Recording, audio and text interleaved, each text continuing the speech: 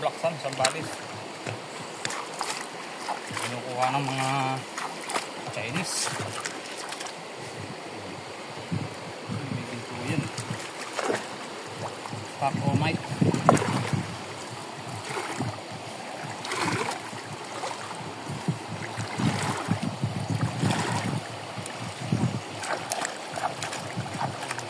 Sa mga parakabon.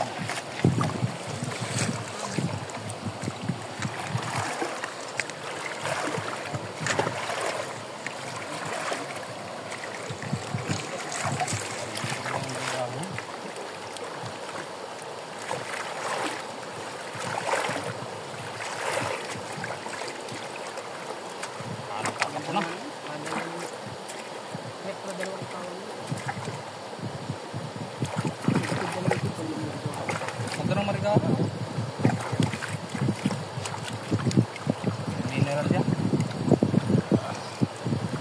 Kaya man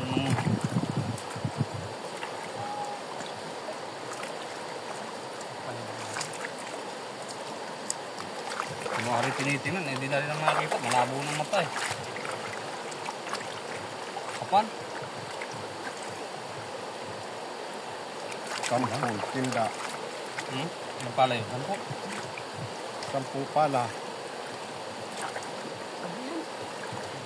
Oh, okay. Nagaha. Ano pala? Ang bilang? Ang bilang to? Hindi yung binilang. Kasi pag bibilangin mo, dapat puno yung pala. Kaya puno sa tubig kinuha eh.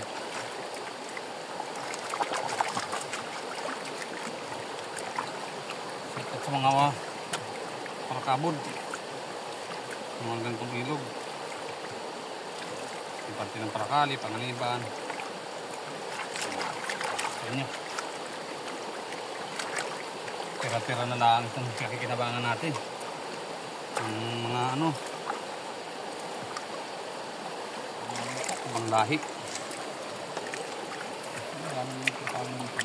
Pag ganito lang naman yung pagkakabol. Kiginto. Hindi ka umusta.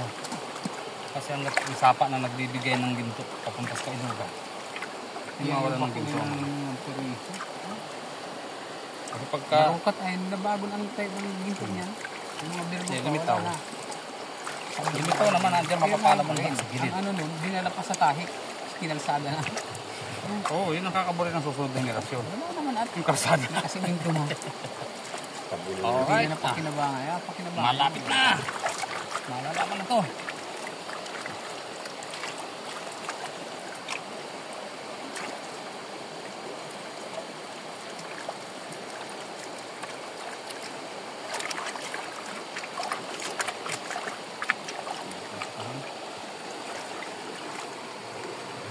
Yun na, pumuti na.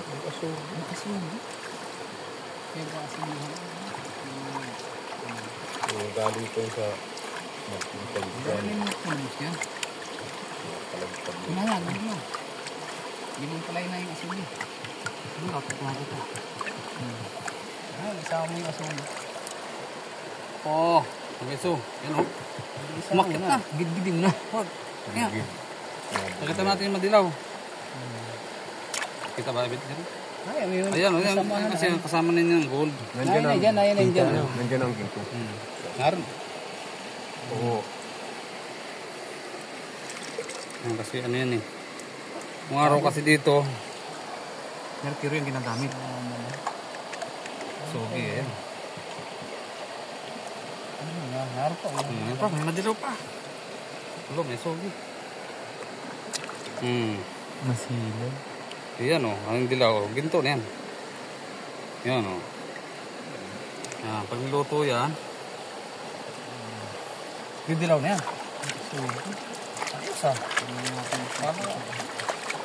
Okay. Kaya maputi kasi meron siyang ano. Meron siyang mercury.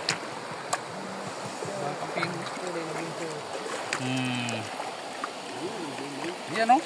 Nahilay lang yung... Dili daw. Masuki lang. Masuki. Alright. Tapos kabulin niya.